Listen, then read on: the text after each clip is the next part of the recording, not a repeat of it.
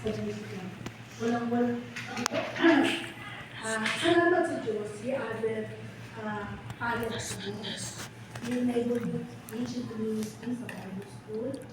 Maraming kayong pastor tulungan ng mga Bible school. Ngayon, mga pastor at pastor schools na.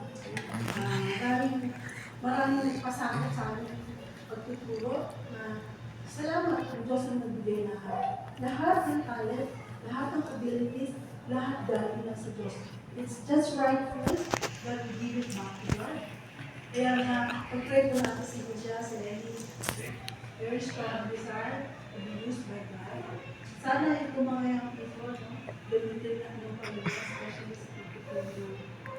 Kasi nga, sa Ecclesiastes, dito pinakita yung kulang na yung ngipin, malabo yung mata, mahina ang tuhod, no? Yaya ng Diyos. Meron pa ng content yung natitira pa. So, I challenge and I pray for the young people, please use your life. The glory of God.